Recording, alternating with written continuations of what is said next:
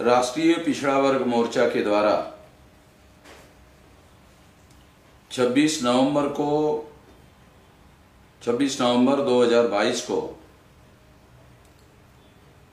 पिछड़े वर्ग से संबंधित मुद्दों पर भारत बंद का ऐलान किया गया है। इस भारत बंद को भारत मुक्ति मोर्चा, बहुजन क्रांति मोर्चा और तमाम ऑफशूट संगठन जो है, सहयोगी संगठन है, लगभग हमारे 87 ऑर्गेनाइजेशन है, उन सारे संगठनों का इस भारत बंद के लिए सारे देश भर में समर्थन रहेगा।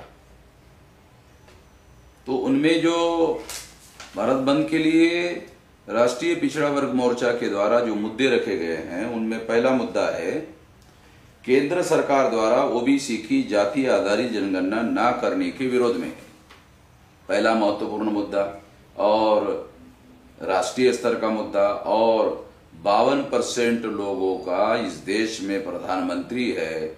नरेंद्र मोदी अपने आप को पिछड़ा वर्ग का कहते हैं, मगर नरेंद्र मोदी ने ही पिछड़े वर्ग की जाति आधारित गिनती को रोक के रखा। जानवरों की गिनती कर रहे हैं, मगर ओबीसी की 52% लोगों की गिनती नहीं कर रहे हैं। इसलिए चौधरी विकास पटेल के द्वारा इस मुद्दे को पहले नंबर पर रखने का जो निर्णय किया भारत बंद के लिए, हम उस बात का पूरे ताकत के साथ, पूरे संगठन शक्ति के साथ समर्थन करते हैं।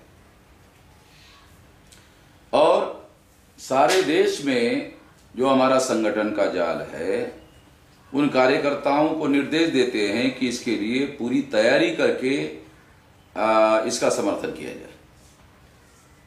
ईवीएम घोटाले के विरोध में,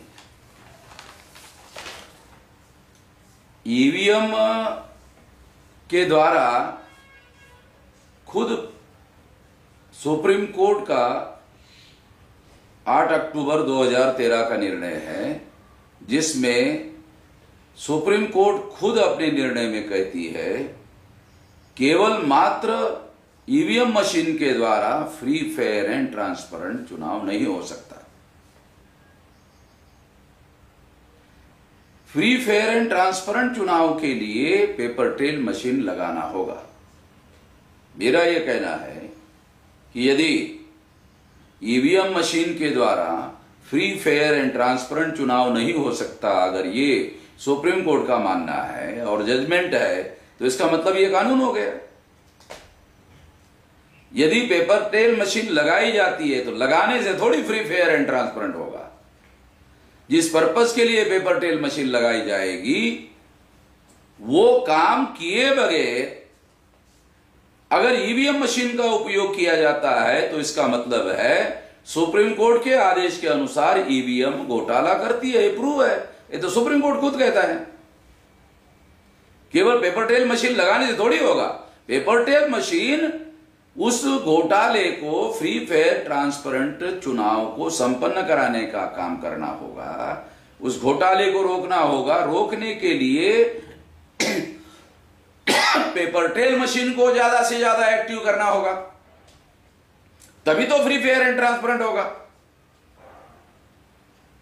मगर 2019 के चुनाव में पेपर ट्रेल मशीन के संबंध में केवल मैचिंग करने का ऑर्डर दिया गया है। तो हैरान करने वाली बात है कि सुप्रीम कोर्ट के द्वारा एक ही मुद्दों के लिए दो ऑर्डर दिए गए,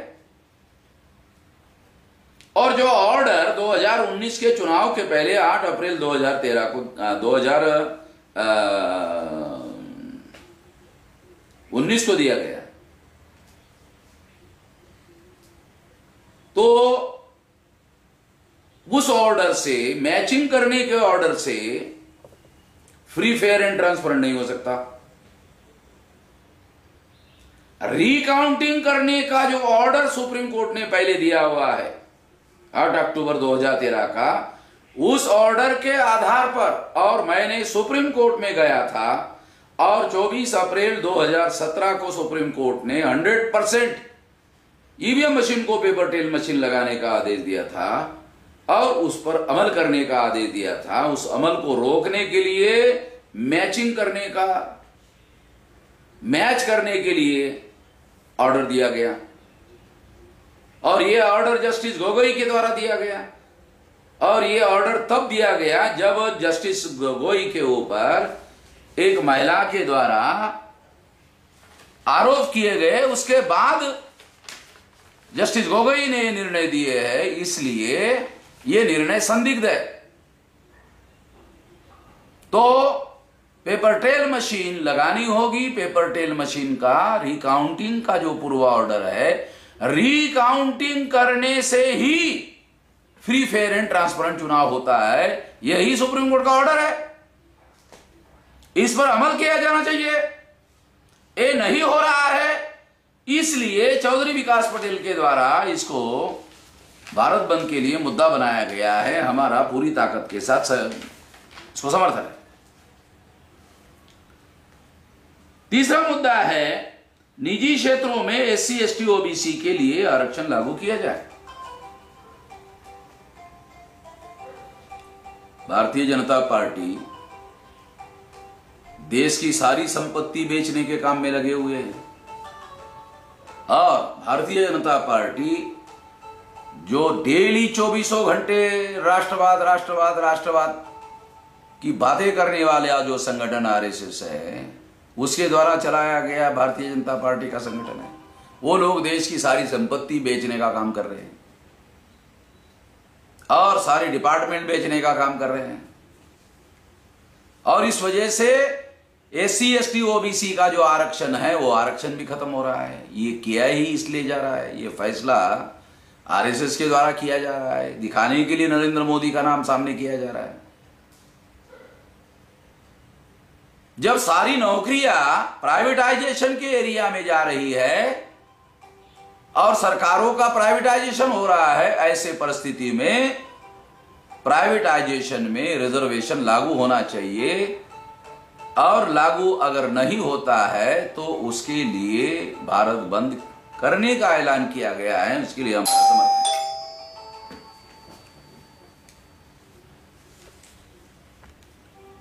एमएसपी की गारंटी कानून बनाकर किसानों को दिया जाए। देश में उद्योगपतियों को अपनी जो भी चीज वो उत्पादित करते हैं उसका भाव ठाव निर्धारित करने का अधिकार है, तो किसानों को भी अपने उत्पादित माल का भाव ठाव निर्धारित करने का अधिकार होना चाहिए। और यदि किसानों को यह अधिकार नहीं दिया जा सकता तो सरकार मिनिमम गारंटी का कानून बना करके गारंटी देने का काम करे। अरे किसान लोग मैक्सिमम मांग नहीं कर रहे हैं, मिनिमम मांग कर रहे हैं। तो मिनिमम रेट निर्धारित करने का काम जो है वो होना चाहिए, और इसलिए सरकार ये कर नहीं रही है, इसलिए इसके विरोध में भारत बंद किया जा रहा है। हम इसका समर्थन करते हैं। एनआरसी एनपीआर सीए के विरोध में इस कानून ने आसाम में यह सिद्ध कर दिया कि यह कानून 75% एससी एसटी ओबीसी के विरोध में है, आंकड़ों के साथ। क्योंकि जब वहां आंकड़े इकट्ठा किए गए थे तो 19,48,000 आंकड़े थे, जिसमें 14,48,000 एससी एसटी ओबीसी के लोगों को नागरिकता के अधिकार से वंचित किया गया था इस कानून के द्वारा।